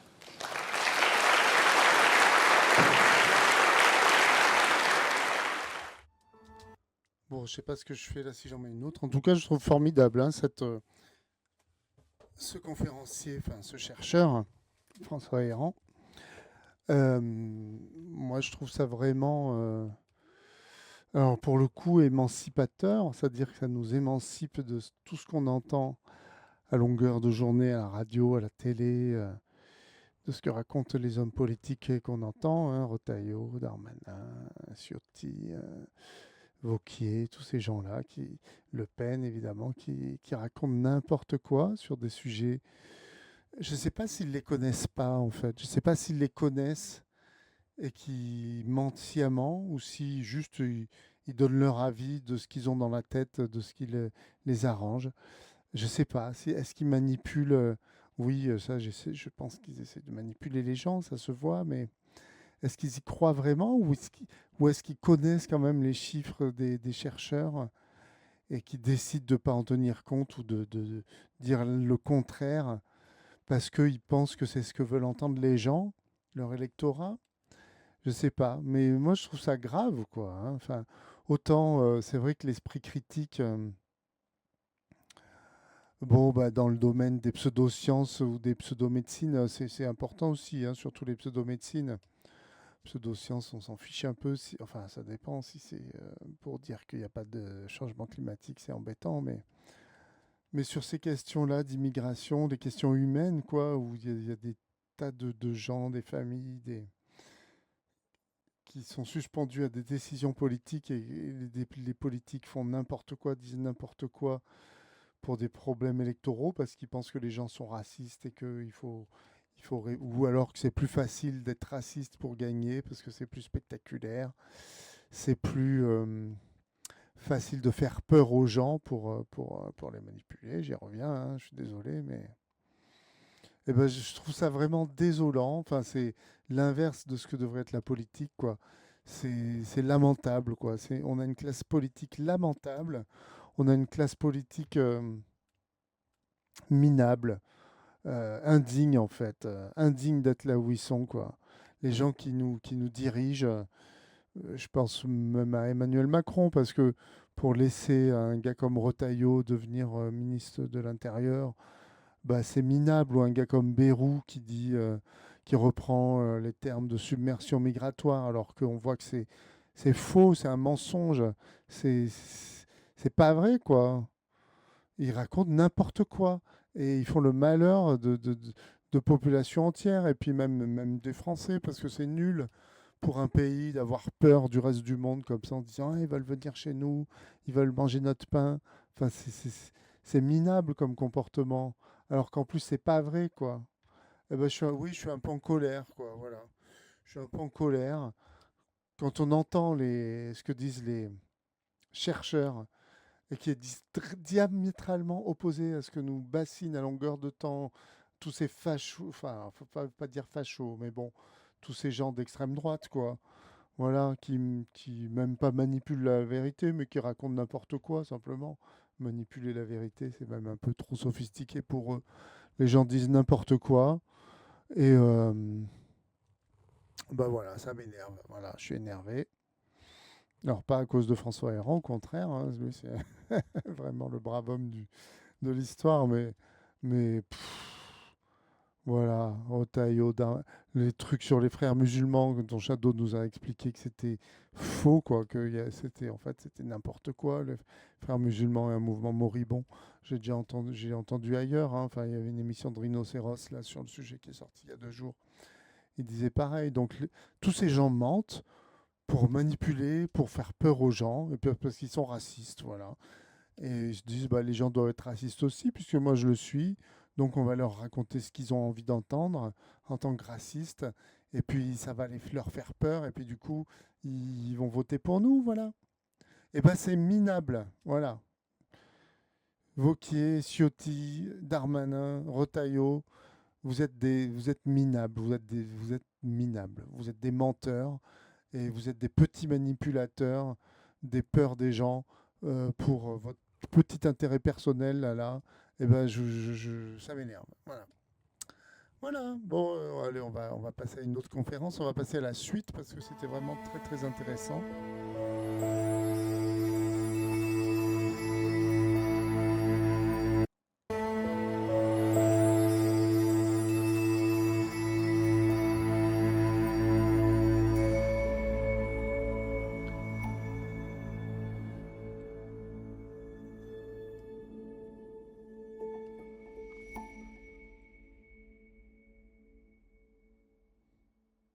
Nous allons reprendre, continuer ce que nous avons poursuivi la dernière fois.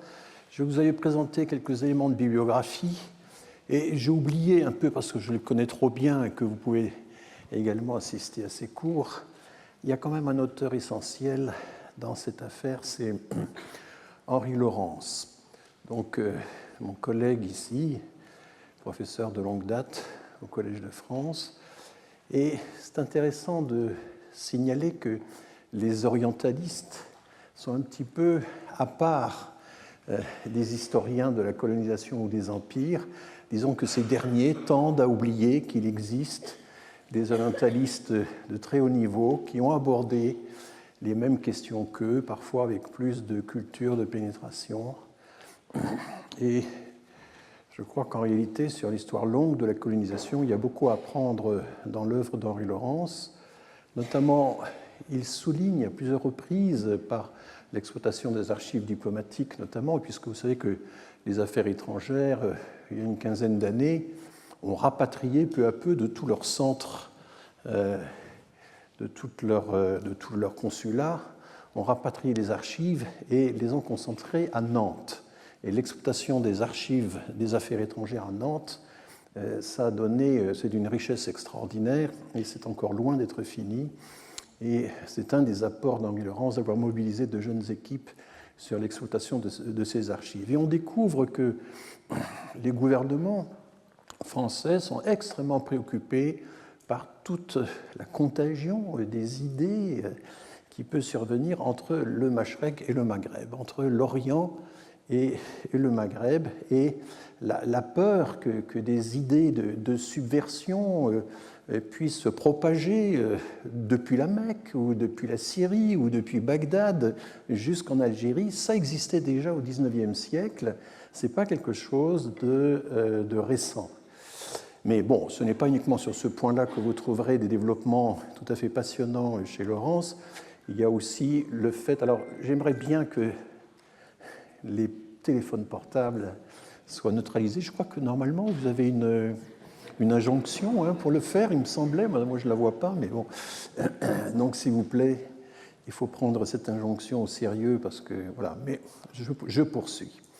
Et donc, on trouvera aussi dans ces écrits des réflexions extrêmement intéressantes sur la notion de terrorisme, sur la notion d'empire, sur les avatars de la notion d'empire à travers les siècles. Enfin, ce sont des essais d'une profondeur étonnante. Et pour s'initier à cette œuvre qui est prolifique, qui est immense, le meilleur moyen, me semble-t-il, c'est ce gros livre de poche. Alors, il est épais, 1792 pages, mais ce sont des essais, c'est une collection d'essais, on peut butiner à sa guise à travers ces essais. Si vous vous intéressez à la question d'Orient, à la question de Palestine, eh bien vous lisez les sections correspondantes, mais si vous vous intéressez à la colonisation, il y a toute une série de sections. Bien sûr, ça commence par ce qui fut la première grande spécialité d'Henri Laurens, l'expédition d'Égypte, qui est une expédition coloniale, même si on l'a critiquée. Et là aussi, la continuité qui existe entre l'expédition d'Égypte et les autres entreprises coloniales de la France fait l'objet de très belles analyses dans ce recueil. Donc pour moi, c'est la meilleure initiation possible. C'est ce livre de poche, c'est le format de poche, mais en même temps c'est très épais et ça couvre la plupart des choses qu'il a écrites de 1982 à 2018. Donc j'y puiserai de temps en temps en signalant mon emprunt. Alors, dans un tout autre registre, pas du tout avec les mêmes ambitions, bien sûr, mais vraiment très important pour connaître l'histoire de la guerre. Voilà, je le mets en gros pour que vous puissiez recopier la référence. Peut-être que je me l'achèterai, hein. Ça a l'air intéressant. Ça a l'air un peu ardu, un peu aride, mais ardu, j'en sais rien. Ça a l'air un peu aride, mais ça doit être intéressant en tout cas. Ouais. D'Algérie. J'ai une oreille très fine, j'entends les bruits derrière les bruits, c'est terrible, c'est une maladie, mais je vais essayer de la surmonter. Donc, il y a les travaux de Kamel Kateb que j'ai oublié de signaler. Marika Junistroum est comme ça aussi, je ne sais pas si elle m'entend, j'ai vu qu'elle était dans le chat. It's a gift and a curse, comme disait l'inspecteur Monk. Elle est dans mon exposé précédent. Kamel Kateb, c'était un chercheur algérien réfugié en France qui avait fui l'Algérie. Il était à la fois persécuté par les militaires et par les islamistes pendant la décennie noire. Et nous l'avons hébergé à l'INED, protégé à l'INED, où il a pu travailler en toute quiétude et créer une œuvre considérable d'articles, d'ouvrages sur la démographie sociale des colons et des indigènes, lui aussi en exploitant les archives existantes qui venaient souvent d'être ouvertes. Et donc, par exemple, on lui doit un cahier de l'INED européen indigènes et juifs en Algérie, 1830-1962, le décalage entre les représentations et les réalités. Un autre, je ne cite qu'une partie, avec Guy Brunet, qui est spécialiste de démographie historique à Lyon, l'Algérie des Européens au XIXe siècle, naissance d'une population, transformation d'une société, donc l'origine des colons, c'est ça qui est évoqué dans ce livre, ou encore les camps de regroupement. Vous savez que Pierre Bourdieu, dans un de ses premiers ouvrages avec Abdelmalek Sayad, avait étudié, ce livre appelé Le déracinement, avait étudié les attitudes des personnes qui se trouvaient regroupées, mais c'était une optique assez particulière, assez précise. Là, il s'agit vraiment de toute l'histoire d'un grand camp de regroupement, puisqu'on estime qu'à peu près un tiers de la population algérienne, pendant la guerre, a été déracinée de ces villages et regroupée dans des camps. Et donc là, on a l'analyse très précise d'un des... Un tiers de la population algérienne a été regroupée dans des camps pendant la guerre. Mais la guerre d'Algérie, il parle de la guerre d'Algérie alors Européens indigènes et juifs en Algérie, 62, 1930-1962. Ouais, c'est fou ça. Grand camp de regroupement, celui de Cherchel, qui est donc sur la côte ouest de l'Algérie. Voilà, alors qu'est-ce que c'est qu'au fond une entreprise de colonisation? Si on prend des choses de façon très factuelle, c'est une minorité qui prétend dominer une majorité. C'est la domination, c'est une minorité dominante. Et du coup, ça soulève toute une série de questions majeures. Et dès l'époque, et c'est ce sur quoi je voudrais insister, les contemporains, tout de suite, ont été sensibles au dilemme à peu près insoluble que pose cette situation. Comment prétendre dominer une majorité quand on est... quand on n'a pas la majorité? Alors c'est à la fois un problème démographique et puis démocratique. On ne peut pas accorder des droits des droits civils, le droit de vote, etc. à la majorité, sinon la majorité risque de devenir évidemment, de prendre le pouvoir, et la colonisation c'est l'inverse, c'est l'idée que la minorité va pouvoir dominer la majorité malgré son infériorité numérique. Et c'est ce que montrent les grands historiens des colonisations, que ce soit Daniel Rivet, que j'ai présenté la semaine dernière, ou Jacques Frémaux. Ces populations, évidemment, ça varie selon les périodes, mais seront sans cesse sur la défensive, et auront toujours peur de la rébellion. Il y a un témoignage assez intéressant, très révélateur, c'est le petit livre de Pierre Nora, écrit très tôt, au début des années 60, sur les Français d'Algérie, où il montre bien que certes, dans des positions de domination, il peut y avoir un certain paternalisme vis-à-vis des colonisés, mais enfin, très souvent revient la situation de défensive. Et là, les rapports numériques ne sont pas simplement des rapports de classe, sont aussi des rapports de race. C'est l'expression utilisée par Pierre Nora dans ce petit livre qui reste un très bon témoignage sur la façon dont les colons vivaient leur rapport avec les colonisés. Bon, il y a toute une série d'autres témoignages, évidemment, j'en parlerai éventuellement. Et donc, du coup, face à cette situation, plusieurs solutions sont possibles, plusieurs voies peuvent être frayées, et à chaque fois, les protagonistes ont évidemment beaucoup de mal à saisir ce qui va réellement se passer, dans quelles conditions ils vont pouvoir anticiper le rapport de domination. Alors évidemment, la colonie de peuplement, c'est une solution qui est disponible, assez aisément disponible, c'est la domination sur place par le nombre. Cette fois, on n'est pas longtemps minoritaire et on a affaire à des populations natives ou indigènes ou aborigènes qui sont très dispersées, qui occupent l'habitat d'une façon très extensive, des populations très vulnérables en termes d'armement, de ressources. Et du coup, les solutions qui ont été trouvées, c'est des solutions qu'on connaît bien en Australie, aux États-Unis, en Nouvelle-Zélande, au Canada, etc., c'est le refoulement, c'est le cantonnement, c'est le refoulement dans l'arrière-pays, dans des réserves. L'expression de cantonnement va être aussi beaucoup utilisée en Algérie, mais on va se rendre compte très vite, et les contemporains font sans cesse des allusions à la situation australienne ou à la situation des États-Unis. Et ils ont ces modèles-là en tête, et sans cesse ils se disent « Ah oui, mais ce serait bien si on pouvait faire comme eux, mais on ne peut pas. » Enfin bon, tout cela est constamment mis en balance dans les réflexions des contemporains.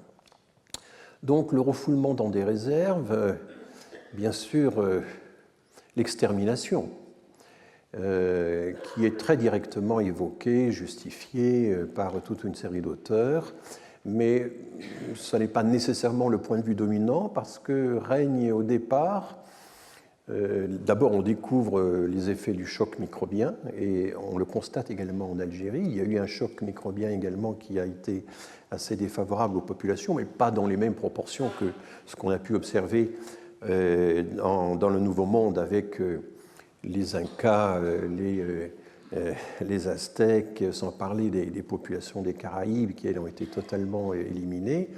Mais enfin, bon, il y a encore des controverses sur l'importance du choc microbien, du collapsus microbien, comme disait Pierre Chaunu. Donc ça, j'ignorais complètement qu'il y avait eu un choc microbien en Algérie, quoi. Voilà. Donc, enfin, ce qui veut dire par là, c'est que, par exemple, en Amérique, les colons ont donné la rougeole et toutes sortes de maladies comme ça aux Indiens d'Amérique qui sont morts par millions ou par dizaines de milliers, je ne sais pas, ou par centaines de milliers. À cause de ces maladies-là, je ne savais pas qu'il y avait eu ça en Algérie aussi. Comme quoi, quand les antivax nous disent que la rougeole, c'est pas dangereux, hein, bon, bref, c'est un autre débat. Il avait étudié ça. Les 9/10 de la population ont disparu, semble-t-il, dans ce qui est aujourd'hui l'Amérique latine, sauf dans quelques États un peu plus protégés par leur altitude, comme les Andes, où j'ai eu l'occasion de travailler pendant près de 2 ans, et puis certains États d'Amérique centrale, comme le Guatemala, par exemple, qui garde une population indigène encore importante. Mais les épidémies, les famines, l'exil aussi, Alors en Algérie, il y a eu des famines considérables. Dans les années 1865-1867, on estime qu'à peu près un tiers de la population a disparu du fait des famines. Ce sont des choses assez peu connues, hein, mais qui ont été une des raisons pour lesquelles le grand projet du royaume arabe qui avait été projeté par Napoléon III n'a pas pu être mis en œuvre. C'était la situation absolument catastrophique de la population algérienne dans les années autour de 1867. Et là, Kamel Kateb a fait des estimations démographiques des pertes qui sont tout à fait intéressantes, même s'ils ne font pas l'unanimité, parce que les données sont très faibles. Il faut savoir qu'il n'y a eu pas d'état civil pour les indigènes, et par conséquent, l'estimation des populations a toujours été très problématique. Et au début, d'ailleurs, les premiers colons, les premiers administrateurs sous-estiment fortement le nombre d'Algériens. Ils voient ces campagnes un peu désertes, ces grandes terres vaines, ces terres collectives qui n'évoquent pas une agriculture intensive à laquelle on est habitué en Europe. Et ils ont conclu que finalement, il n'y a pas beaucoup de monde. Ils divisent, semble-t-il, à peu près par deux l'estimation de la réalité de la population. Et puis, avec les premières maladies, les premiers chocs qui frappent aussi, alors il y a évidemment un autre choc, c'est la façon dont les soldats français mouraient, notamment de la malaria et de maladies tropicales. Mais enfin, il y a l'idée que finalement la population indigène est en train de diminuer. Il y a toute une série d'auteurs, d'ardents colonistes, partisans de la colonisation, qui disent mais la population algérienne est en train de décliner, il est bien possible qu'elle finisse par disparaître. Ce qui aujourd'hui nous paraît étonnant, puisque évidemment l'idée d'un rapport de force démographique au profit des colons au détriment des indigènes, c'est évidemment l'inverse de ce que nous pensons aujourd'hui, mais à l'époque, il y avait encore une surmortalité formidable, et c'est un des paradoxes de la colonisation, des grands paradoxes de la colonisation, c'est que tout le travail médical, l'installation de centres de santé un peu partout dans les campagnes, a finalement réduit la mortalité infantile, réduit la mortalité de la population indigène. Ah ben le voilà, le fameux travail civilisateur des colons en Algérie. Contribuer à sa croissance démographique. C'est un des paradoxes, c'est voilà, un des aspects positifs de la colonisation, c'est d'avoir de façon au début très très inégalitaire, parce que ce n'était pas le même type de médecine. Les grands centres de santé étaient quand même concentrés dans les villes, mais il y a eu un effort, parfois reposant sur quelques individus, sur quelques réseaux, pour implanter la révolution pasteurienne, par exemple, dans les campagnes du Maghreb, avec des effets démographiques importants. Donc, et on s'est aperçu assez vite, et je donnerai quelques chiffres tout à l'heure, qu'on ne pouvait plus miser sur le déclin démographique du monde musulman dans un pays comme l'Algérie. Il y a eu aussi, c'est moins étudié, Kateb en a un peu parlé, il y a eu aussi une partie de la population, certaines tribus, qui ne supportant pas l'idée qu'on puisse être sous la domination de chrétiens, d'un pouvoir chrétien, sont allés se réfugier dans des pays musulmans. Donc il y a eu une émigration de fuite, de refuge, une immigration en quelque sorte religieuse dans certains pays du Proche-Orient notamment, mais ce sont des phénomènes qui sont encore assez mal étudiés. Et il y a eu quelques effets d'entraînement localement qui ont parfois entraîné le départ de plusieurs milliers de personnes. Donc là aussi, je reviendrai. Pour l'instant, je vous fais une séance qui va être un peu impressionniste, je m'en excuse, qui va être une sorte de touche, une série de petites touches pour essayer de voir un petit peu avec vous de quel genre de questions nous allons parler.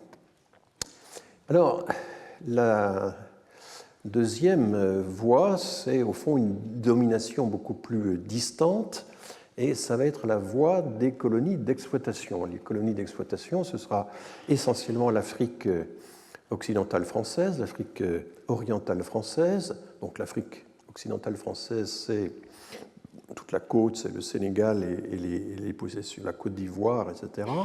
Et l'AEF, l'Afrique équatoriale française, c'est l'actuelle République centrafricaine, c'est le Congo-Brazzaville, et ça remonte jusqu'au Tchad voilà. Et ça inclut aussi ce qu'on appelait à l'époque le Soudan, ce qu'on appelle le Soudan à l'époque de la colonisation. C'est en fait essentiellement le Mali. Le mot Soudan est un terme générique qui peut désigner tous les pays des Noirs, c'est l'origine arabe du mot. Et donc un jour dans le monde, il y avait quelqu'un avait Morigéné, l'auteur d'un article en disant vous parlez du Soudan, mais le Soudan c'est à des milliers de kilomètres de là. Et le journal a publié ce correctif qui était lui-même faux. Donc le Soudan, pour l'armée française, c'est essentiellement le Mali actuel. Donc dans tous ces pays-là... c'est compliqué en fait. Dès qu'on veut vraiment s'attacher au réel, c'est compliqué. Donc le Soudan à l'époque c'était le Mali, et c'est pas qui correspond pas au Soudan actuel, tout ça. Bon, ok. Où les populations étaient peu denses, donc on était en principe dans le cas favorable d'une minorité que l'on aurait pu dominer par le nombre, mais les conditions climatiques ne le permettaient absolument pas, et le choix était vite fait de transformer ça en colonie d'exploitation.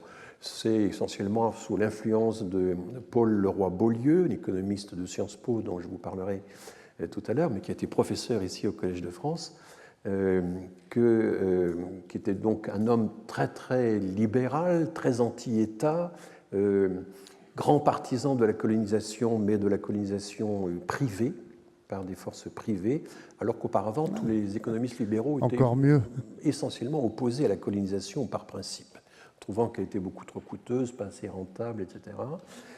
Paul Leroy-Beaulieu, dans un grand essai qui date de 1874 sur la colonisation, eh bien, va finalement développer l'idée qu'au fond, une colonisation réussie dans ce genre de terre, de territoire,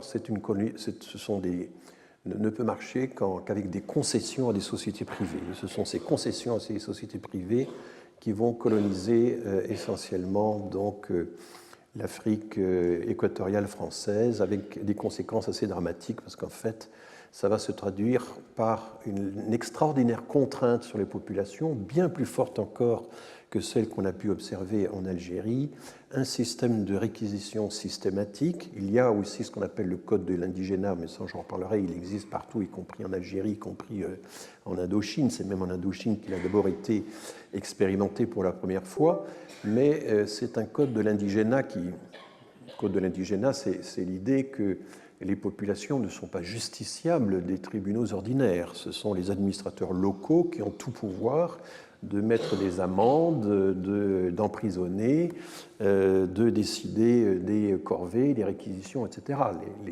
Les petits administrateurs locaux avaient un pouvoir considérable sur les populations énormes. Ils étaient souvent livrés à eux-mêmes, donc très peu contrôlables. Et c'est dans ces pays-là que l'on va observer les systèmes de réquisition de culture, de travail forcé, d'imposition de culture dont il fallait livrer les productions d'une façon... Ça s'appelle du servage, non? Moi qui suis dans l'époque médiévale, là, c'est un peu le même genre de système, la gabelle, la taille, tout ça. Sans périodique, etc. C'est un régime extraordinairement sévère, très cruel, avec des punitions collectives, des punitions corporelles à n'en plus finir. On en verra des témoignages assez étonnants. Et la colonie d'exploitation, donc, ne peut pas fonctionner sans une très très forte coercition. C'est ce que, évidemment, on peut dire maintenant avec le recul du temps. Et alors, il y a toujours eu la recherche d'une voie un peu mixte, y compris pour l'Algérie. Il faudrait exploiter tout en peuplant, peupler tout en exploitant. Et la domination pourrait s'exercer pas nécessairement par le nombre, mais en tout cas en protégeant les colons décolonisés et en les protégeant par l'institution d'un différentiel juridique, d'un fossé juridique considérable que j'ai. Ah, bah ça avance un peu quand même. Aïe, aïe, aïe. Allez, courage. J'ai plus que ces petits bouts-là, puis après, il faut que je repasse tout ce qui doit rester noir en noir. On tient le bon bout. J'ai commencé à vous exposer le code de l'indigénat, c'est vraiment l'idée que les grands principes de la République, parce que ça n'a pas uniquement fonctionné sous Napoléon III, loin de là, ça s'est même accru en sévérité sous la Troisième République. Eh bien, l'idée, c'est que les grands principes républicains, liberté, égalité, fraternité, ne sont pas des produits d'exportation. On ne peut pas les exporter dans l'économie. Alors là, j'emprunte, je recopie une formule fameuse. Gambetta avait dit, et Gambetta donc prend le pouvoir à partir de la chute de Napoléon III, 1871, Gambetta avait dit que la laïcité n'est pas un produit d'importation. Et il disait ça pour justifier le fait que la République, tout en étant république, tout en étant extrêmement laïque, et parfois laïque de façon très offensive, laissait toutefois aux missionnaires la possibilité d'œuvrer dans les terres de colonisation à peu près sans limite, ce qui fait que d'ailleurs, après la loi de séparation de l'Église et de l'État, un nombre important de religieuses et de religieux vont se reconvertir dans les missions, parce que là, ils pouvaient, je ne vais pas utiliser l'écriture inclusive, mais elles pouvaient officier avec une très très grande liberté dans les colonies, et il y avait une alliance. On sent qu'il est woke, hein, ce François Héran. C'est un woke. Il a failli dire Yel. Entre le pouvoir républicain et le pouvoir religieux dans les colonies qui n'existait plus en métropole. Donc cette idée que ce qui vaut pour la métropole ne vaut pas pour les colonies et réciproquement était une idée extrêmement forte. Donc on l'a pour le code de l'indigénat, les grands principes de droit affirmés de façon tout à fait solennelle et qui n'avaient cessé de progresser dans les métropoles, ça ne vaut pas pour les colonies. Et on expliquait cette dérogation par le fait que les populations colonisées n'étaient pas au niveau qui leur permettait de mériter les bienfaits de la République.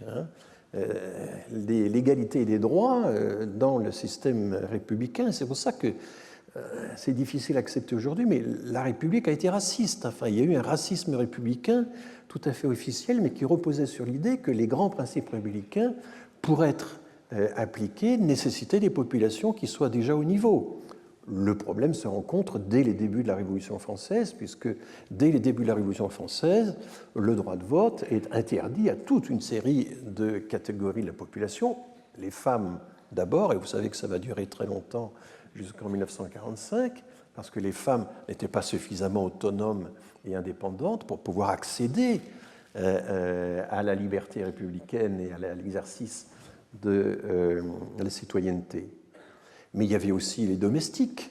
Ils étaient trop dépendants pour avoir le droit de vote. Il y avait les faillis, ceux qui avaient vécu des faillites commerciales. Bon, il y avait une série de populations qui... Et donc, vu ce que je gagne, je ne suis pas sûr que j'aurais eu le droit de vote à cette époque-là. Et puis il y avait surtout tous les vagabonds, toutes les personnes errantes, tous ceux qui n'avaient pas un domicile fixe depuis une certaine durée. Et donc ça a justifié aussi, évidemment, au début, des systèmes censitaires, mais la République avait également une forme de sens et elle a été très exclusive. Donc comment la République pouvait-elle être à la fois très inclusive, proclamer la loi est la même pour tous, hein, c'est dans la Déclaration universelle, dans la Déclaration des droits de l'homme et du citoyen, pardon, la loi est la même pour tous, et en même temps refuser le bénéfice de la loi à des catégories entières de population qui, au total, faisaient plus de 50% de la population, puisque les femmes en étaient exclues. Eh bien, ce paradoxe, il est aiguisé à l'extrême dans le système colonial, et on pouvait en toute bonne foi estimer que la métropole avait atteint un degré de civilisation à nul autre pareil, mais que la tâche consistant à civiliser les indigènes serait une tâche très longue. Donc on vous occupe, on vous confisque vos terres, on vous écarte de la participation au pouvoir. En échange de quoi vous aurez droit aux bienfaits de la civilisation mais à terme. Il faudra attendre, il faudra patienter, et les auteurs de l'époque disent souvent peut-être 2 siècles avant que le bénéfice des droits complets vous soit accordé, avec toujours ce problème que si vraiment on accomplit ce programme républicain, eh bien, on risque d'être dominé par le nombre. Et donc, c'était un peu insoluble. Le problème démographique et le problème démocratique étaient en interaction et contribuaient à définir un dilemme à peu près insoluble. Et du coup, une des solutions qui a été trouvée parfois, ça a été de ralentir de façon tout à fait explicite le processus de civilisation. On va certes construire des routes, des chemins de fer, etc., mais enfin, ils vont d'abord servir aux colons, ils vont être orientés sur les grandes villes. On va certes équiper le pays en écoles, mais là, il y a tout un discours extrêmement précis et plusieurs auteurs l'ont vraiment démontré en lisant toute cette littérature de l'époque. Il faut instruire les indigènes, mais pas trop. Il faut juste leur permettre d'acquérir un niveau qui leur permettra d'être des auxiliaires loyaux et fidèles sur le plan technique, sur le plan politique de la population des colons. Une toute petite minorité peut éventuellement être admise à l'enseignement supérieur, mais il faudra soigneusement la contrôler.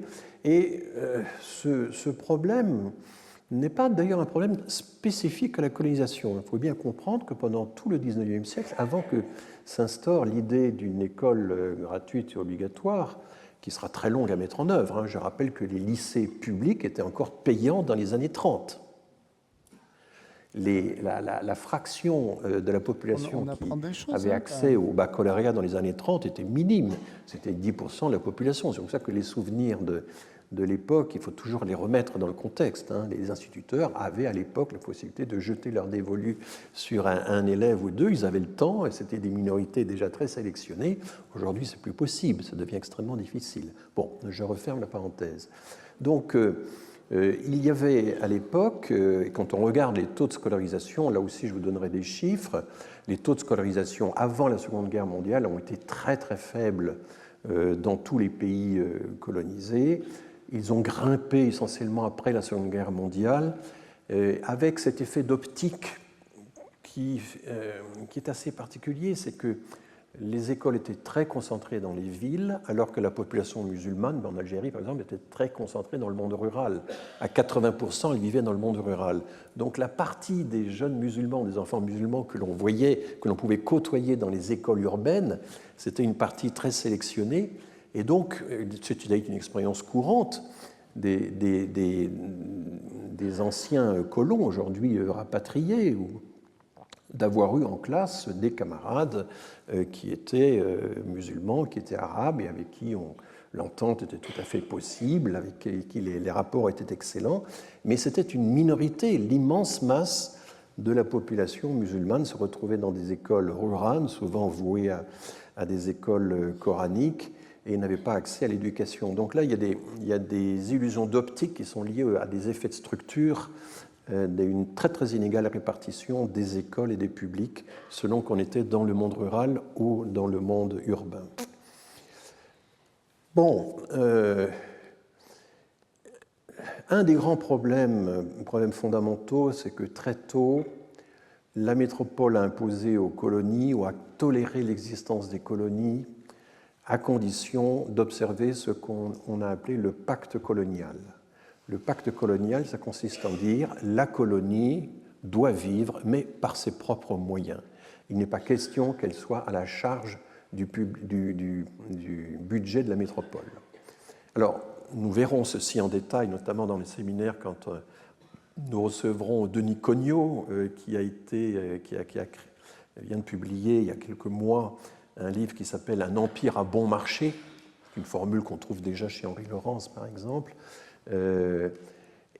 C'est très compliqué de faire le bilan comptable, la balance commerciale, tous les flux qui sont allés du budget public vers les colonies, ce que les colonies ont apporté à la métropole. Si vous regardez par exemple l'exposition coloniale de 1931, elle est tout entière orienté sur l'idée que les colonies, ça rapporte. Les colonies ont un bilan, apportent toute une série de contributions à la métropole. Et c'était l'idée de Lyautey, notamment, qui était le commissaire général de l'exposition. Et donc, on va insister beaucoup sur les flux qui vont de la colonie vers la métropole. Si vous regardez la façade de l'actuel Musée national d'histoire de l'immigration, qui a récupéré le bâtiment, le vaisseau amiral de l'exposition de 1931, eh bien, vous voyez qu'on voit tout le travail des colonisés, le portage notamment, tout ça est très visible, le travail agricole. Les colons n'apparaissent pas du tout dans cette façade. Il n'y a aucun colon représenté sur cette immense façade du Musée national de l'immigration. C'était voulu, c'était la commande. Il fallait montrer que les colonies travaillaient, qu'elles bossaient pour nous, et au total nous apportaient quelque chose. Bon. Alors, le problème de ces bilans économiques, coûts-bénéfices pour la colonie, c'est que est-ce qu'il faut inclure là-dedans les dépenses militaires ou pas?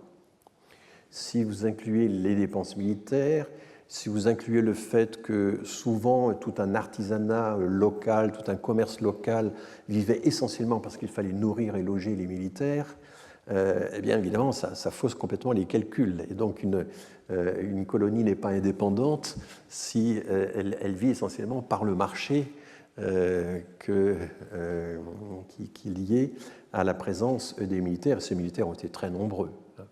C'était un des gros problèmes que Thiers, le Premier ministre, donc après la Commune, ou que Napoléon III par la suite auront, c'est sans cesse l'Algérie monopolise un nombre considérable d'effectifs considérables de nos troupes, alors qu'on avait d'autres projets au Liban, en Crimée, au Mexique, etc. Et l'idée, ça fâchait terriblement Napoléon III d'avoir 60 000 soldats mobilisés en permanence dans une contrée comme l'Algérie. Donc, et c'est au moment des décolonisations, et là c'est un des paradoxes les plus tragiques de toute cette histoire, c'est au moment des décolonisations, quand on n'a pas cru, quand on n'a pas accepté l'idée qu'on devait un jour ou l'autre quitter ces nations-là, que des efforts militaires considérables ont été faits. La guerre d'Indochine a été extraordinairement coûteuse. C'était quand même un théâtre d'opération extrêmement lointain. La guerre d'Algérie aussi a été extrêmement coûteuse. Et une des raisons pour lesquelles De Gaulle change d'avis en très peu de temps, c'est aussi parce qu'il mesure à quel point la volonté de se maintenir sur place coûte que coûte, même si les opérations militaires sont gagnantes éventuellement, le coût est absolument considérable. Donc nous regarderons cette histoire du coût qui va être toujours observée par les contemporains, qui est sans cesse discutée, mais en même temps, l'histoire du coût est complètement supplantée par d'autres considérations qui sont la grandeur de la France, le rang de la France, l'honneur, le rang que doit tenir la France dans la compétition des nations. Et là, la concurrence des nations pour conserver les colonies va jouer un rôle énorme qui souvent va effacer d'autres considérations plus rationnelles de coût ou même de contribution en termes de civilisation, par exemple. Alors, le fameux décret Crémieux qui, en 1871, naturalise d'office tous les Juifs d'Algérie, uniquement les Juifs d'Algérie, uniquement les Juifs d'Algérie dans le régime civil. Ça n'inclut pas les Juifs qui vivaient dans le sud de l'Algérie, dans les zones proches du Sahara. Eh bien, ce décret Crémieux avait pour volonté essentiellement aussi de corriger le rapport numérique entre les Français et la population musulmane. Donc un décret d'assimilation, mais partiel, visant certainement un groupe, décrété. On dit parfois qu'on ne peut pas changer la société par décret. Là, le décret Crémieux donne un contre-exemple.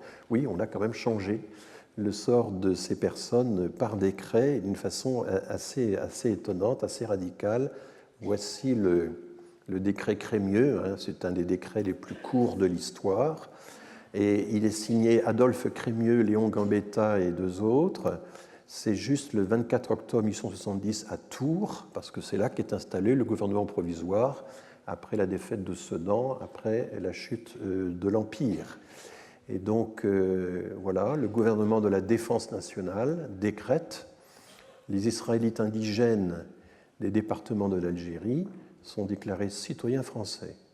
En conséquence, leur statut réel et leur statut personnel seront, à compter de la promulgation du présent décret, réglés par la loi française, tout droit acquis jusqu'à ce jour restant inviolable.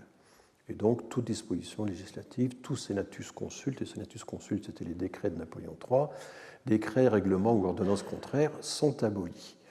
Voilà le fameux décret Crémieux. Donc, sur le décret Crémieux, il y a toute une série de chercheurs, il y a les témoignages aussi de Benjamin Stora. On sait que ce décret a été rapporté par Vichy et ensuite qu'on a mis longtemps à le remettre en vigueur. La promulgation de ce décret avait déclenché la fureur des populations françaises d'Algérie qui étaient déjà à cette époque vraiment gangrénées par l'antisémitisme. Voilà, et puis vous voyez en même temps le côté magique, ils sont déclarés citoyens français. Hein, la loi, c'est beau quand même, hein, c'est une formule, un texte. S'il n'y a pas de magie dans le fonctionnement de nos sociétés modernes, quel autre exemple pourrait-on donner? C'est une déclaration opératoire. Alors, et il y a eu la recherche aussi d'une troisième voie, qualifiée d'utopique, qui est ce qu'on a appelé longtemps la fusion, et après l'assimilation, bien que ce ne soit pas exactement la même chose. Donc les Saint-Simoniens, les disciples du comte de Saint-Simon, je rappelle qu'il y a deux Saint-Simon, il y a le duc, le mémorialiste de Louis XIV, et puis il y a le comte, qui est donc cette espèce de philosophe technocrate, en quelque sorte, qui consiste à dire qu'on peut réorganiser la société, on peut améliorer la société par une réorganisation centrée sur les techniciens, les ingénieurs, les architectes, voilà. Donc c'est une espèce de super technocratie avant l'heure qui s'est beaucoup intéressée à l'Algérie, dans laquelle elle voyait un terrain d'expérience pour mettre en œuvre ses idées. Et donc, les Saint-Simoniens avaient des préjugés extrêmement favorables vis-à-vis des populations locales, mais en même temps étaient bien décidés à mettre en œuvre le projet colonial. Et c'est ce qu'on va voir en entrant un peu dans le détail de l'œuvre de Pélissier de Reynaud, dont je parlerai dans quelques instants, qui est un des représentants de cette thèse fusionniste. On peut fusionner les populations européennes et les populations arabes, et elles vont vivre en intelligence. On va même encourager les unions mixtes, et ça fera ainsi un nouveau peuple avec lequel on va pouvoir travailler de façon efficace et qui améliorera son bien-être. En même temps, évidemment, toutes ces solutions, il y a la dernière solution qui manque, celui de après tout, à quoi bon rester? Enfin, la quatrième solution, c'est partir, puisqu'il y a tous ces dilemmes. Et il va y avoir un certain nombre de gens qui vont le dire, qui vont expliquer qu'en fait, la seule façon rationnelle d'affronter tous ces problèmes, c'est de tirer la seule conclusion qui vaille, à savoir, nous n'avons rien à faire dans ces pays-là, mieux vaudrait se retirer et consacrer tous ces investissements à l'amélioration de la condition de la population française. C'est une espèce de cartiérisme avant l'heure, puisque vous savez qu'à la fin de la décolonisation, le journaliste Cartier, on oublie toujours son prénom, Raymond Cartier, je crois, avait écrit quelques articles disant mais il vaut mieux s'intéresser à nos provinces du Massif central, à nos régions du Massif central, que la Corrèze plutôt que le Zambèze. Bon, c'était son slogan assez fameux, bien que la France n'ait jamais eu affaire aux Zambèzes, mais bon, c'était pour le bonheur de la rime. Et ça a marché, il a connu un succès. C'était un journaliste de Paris Match, hein, ce n'était pas un grand économiste devant l'Éternel ou un politique. Mais bon, c'est comme ça. Donc, alors, plusieurs auteurs ont cité, certains historiens de la colonisation, le fameux dialogue de Pyrrhus et de Cinéas dans la vie de Pyrrhus de Plutarque, dont je rappelle Plutarque, né vers 40-50 après Jésus-Christ et mort vers 125, ami de Vespasien, grec ayant acquis la nationalité, enfin la citoyenneté romaine, et auteur d'une œuvre immense, absolument passionnante, sur des quantités de sujets. C'est un des grands auteurs de l'Antiquité, et notamment on lui doit les vies parallèles que le jeune Rousseau lisait avec avidité des nuits entières, et c'est comme ça que Rousseau a forgé son style. Bon, je referme la parenthèse. Et le dialogue de Pyrrhus et de Cinéas a été souvent utilisé, Pascal l'utilise souvent. Il y a un essai, qui n'est pas le meilleur essai de Simone de Beauvoir, qui date de 1144, sur Pyrrhus et Cinéas, consistant à dire mais à chaque fois on peut décider de s'arrêter ou au contraire de persévérer, et cette philosophie d'existence peut imprégner absolument toutes nos décisions, tous nos gestes. Je ne veux pas du tout m'intéresser à cet aspect-là des choses. Il faut savoir que les anticolonistes, comme on disait au début du XIXe siècle, ont utilisé le dialogue de Pyrrhus et de Cinéas parce que la référence à l'Antiquité grecque et romaine a été constante pendant la colonisation. Alors là, je résume en modifiant un peu la traduction. Cinéas, le conseiller du roi Pyrrhus, le roi d'Épire, et qui avait pris dans une soif de conquête. Si les dieux nous donnent la victoire sur les Romains, que ferons-nous ensuite? Eh bien, nous irons conquérir la Sicile.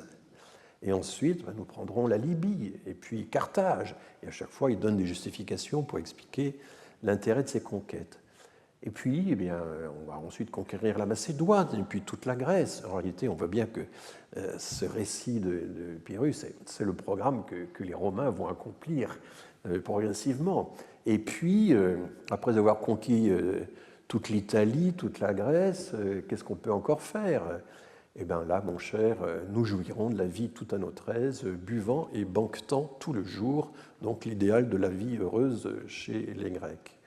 Alors Cinéas répond, eh bien, qu'est-ce qui nous empêche dès maintenant de boire et de banqueter, de passer le temps à causer si nous le voulons, puisque nous pouvons obtenir maintenant, et sans plus de peine, ce que nous ne devrions acquérir qu'au prix de beaucoup de sang, de fatigue et de danger, avec son lot de souffrance pour les autres et pour nous-mêmes.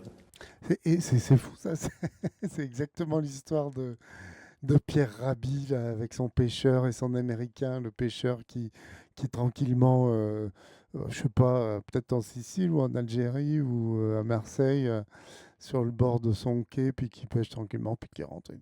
L'américain lui dit bah, c'est tout, vous faites quoi maintenant? Bah, je vais me reposer et vous pourriez pêcher beaucoup plus et puis acheter un plus gros bateau. Bah, qu'est-ce que je ferai avec mon gros bateau? Bah, vous pourriez ouvrir une fabrique et puis vendre des conserves et puis bah, ça me servira à quoi? Bah, après, vous pourriez avoir un empire commercial et puis vendre des conserves et des poissons dans le monde entier. Et à quoi ça me servirait? Eh ben, après, vous pourriez être très riche et avoir beaucoup de pouvoir. Et à quoi ça me servirait? Ben, avec tout ce pouvoir, vous pourriez profiter de la vie, jouir et tout, et vous reposer avec votre famille et tout. Et le pêcheur lui dit, bah, c'est déjà ce que je fais. Voilà. Et Pierre Rabhi, donc, que personnage que je ne porte pas spécialement dans mon cœur, raconte cette histoire à l'envie et jusqu'à la nausée. Celle-là, l'histoire du colibri et une ou deux autres. Il avait genre 4 histoires dans sa besace qui ressortaient à toutes ses conférences. Et voilà. Ben, par contre, on pensait qu'il les avait inventées. Pas du tout. Donc, c'est l'histoire de Pyrrhus et de son collègue, là, dont nous parle François Héran. Bon, bah écoute, j'aurais appris un truc aujourd'hui. C'est une histoire de l'Antiquité, voilà. Et on comprend bien que ce texte, pour Plutarque, c'est une critique de la soif de conquête des Romains, cette soif absolument inextinguible que les Romains présentaient comme étant une bénédiction des dieux ou en même temps une sorte d'atavisme dont ils ne pouvaient se guérir. Et donc, c'est toute la question de l'impérialisme. Quel est le ressort de l'impérialisme? Pourquoi l'impérialisme est-il reprend-il sans cesse? A-t-il sans cesse besoin de nouvelles victimes? Donc toute une série d'auteurs, dès le début du XIXe siècle, se posent la question de savoir si la conquête coloniale valait vraiment le coup. C'est une espèce de théodicée de la conquête. Est-ce qu'elle apporte plus de mal que de bien? Et du coup, certains disent, bah oui, mais si on ne s'y met pas, les autres s'y mettront, les Britanniques prendront notre place à tel ou tel endroit. Bon, ça c'est un très grand argument. Et je rappelle de quelle façon, par exemple, De Gaulle avait renoncé à l'annonce qui avait été pourtant faite au début de la Seconde Guerre mondiale d'accorder l'indépendance aux Syriens. Un gouvernement syrien autonome s'était constitué, avait déjà été reconnu par plusieurs puissances européennes, mais là, De Gaulle a une peur terrible, c'est que les Britanniques en profitent pour s'emparer de la Syrie. Et il n'est pas question que les Britanniques profitent des promesses françaises pour s'emparer de la Syrie. Ça, c'était l'obsession de De Gaulle. Et on est là en pleine libération de Paris, et parmi les dossiers qu'il est en train de régler, il y a celui-là. Et il va envoyer des troupes, il va envoyer 2 bateaux de tirailleurs sénégalais qui vont aller à Damas essayer de garantir les conquêtes françaises. Et finalement, ce sont les Anglais qui ont chassé les Français. Et la fin du mandat syrien en 1945-1946 va être assez pitoyable pour la France, mais on voit bien que c'était cette logique de la concurrence, de la course coloniale. Et il faudra se demander, parce qu'après tout, tous les États ne sont pas entrés dans la course coloniale. Par exemple, on a expliqué que l'Allemagne, finalement, n'avait pas fait beaucoup de colonies, n'avait pas eu le temps. Mais ce n'est pas tellement qu'elle n'a pas eu le temps, c'est que Bismarck, au début, est très anticolonial. Bismarck se méfie beaucoup des coûts, des dépenses que ça pourrait coûter. Il reçoit toutes sortes de projets, d'initiatives privées, d'aventuriers. Mais Bismarck était woke. Mais c'est incroyable, ça. J'aurais jamais parié là-dessus. Ah bah non, on va pas faire des colonies, flemme, quoi. Aïe, aïe, aïe. C'est fou. Ouais, je suis content de l'apprendre. C'est rigolo. Et de gens parfois étranges qui lui proposent d'aller conquérir telle et telle terre en Afrique, et il rejette ces projets. Il finira par en accepter un au Cameroun notamment, mais avec beaucoup de réticence. Bismarck, en fait, considérait que les colonies, c'était un jouet qu'on pouvait laisser à la France ou aux Britanniques pour les dévier de la question européenne. Et les anticolonistes en France vont faire un peu la même analyse et vont dire aux colonistes, mais écoutez, vous faites ça pour oublier la perte de l'Alsace et de la Lorraine, pour oublier l'ennemi allemand. Mais en réalité, c'est un dérivatif pour notre désir de puissance ou notre désir de revanche. Et un certain nombre de partisans de l'Alsace-Lorraine expliquaient qu'en réalité, nous ne devrions pas détourner nos énergies vers les colonies, mais les concentrer toutes vers la revanche, vers la récupération de l'Alsace-Lorraine. Alors l'Alsacien que je suis, personne n'est parfait, est évidemment très sensible à ce genre d'argument.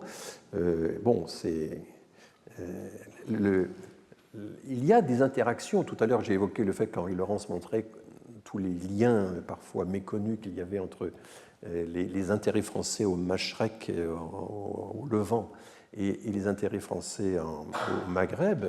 Mais il y avait aussi des interactions très fortes entre ce qui se passait en Europe, les conquêtes de territoires en Europe, et les conquêtes de territoires en Afrique. Bon, et donc du coup, toutes les justifications très nobles données par les missionnaires, les partisans de la colonisation, etc., à savoir la civilisation, apporter le bien-être, etc., tenir son rang, enfin bon, étaient parfois un peu faibles par rapport à ce genre de considérations. Voilà un peu tout ça à partir de Plutarque, mais c'est toujours bon de partir de quelques textes anciens quand on sait qu'ils ont eu une existence de longue durée et qu'ils sont restés des références de longue durée. J'ai encore vu des historiens de la colonisation citer le fameux dialogue de Pyrrhus et de Cinéas, toute cette avalanche de conquêtes, finalement, à quoi bon. Vous connaissez cette affiche, elle a été très souvent répandue, elle figure souvent en couverture d'ouvrages, de recueils, de colloques, etc. C'est une des affiches principales qui a servi pendant l'exposition coloniale de 1931 et qui est aujourd'hui conservée au musée du Quai Branly. En même temps, c'est de l'art nouveau, hein, la graphie est tout à fait spéciale. C'est joli. Et quel est le message apporté par cette carte du monde? On voit la France lumineuse dans une auréole qui est en fait une cocarde, hein, c'est cocardier comme image, et depuis cette cocarde rayonne notre influence sur toute une série de terres. Bien sûr, le Maghreb, l'Afrique orientale française et l'AEF sont mises en relief, mais on voit aussi des traits lumineux qui se dirigent vers les Antilles, vers la Guyane, Saint-Pierre et Miquelon à droite, son petit filet lumineux, l'Indochine, bien sûr, Madagascar, les terres australes. Enfin, voilà cette carte de...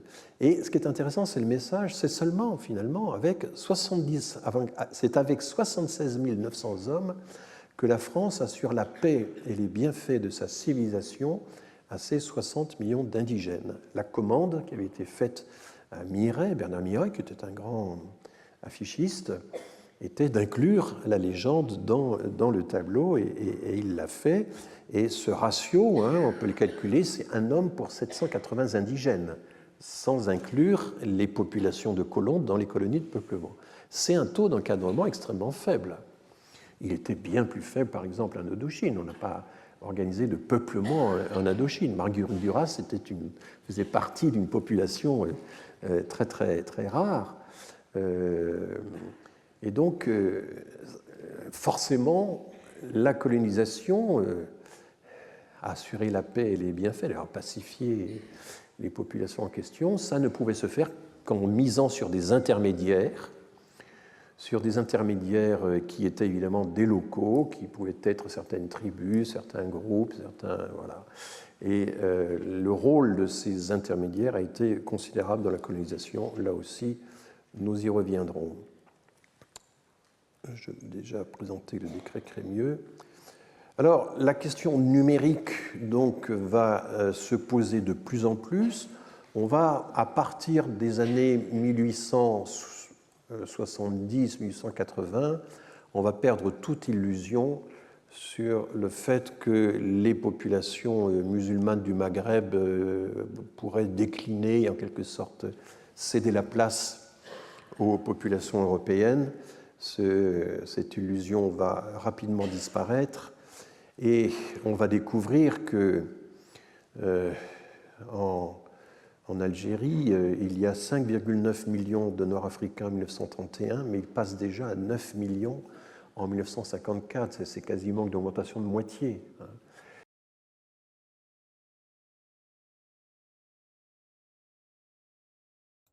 Ça fait deux.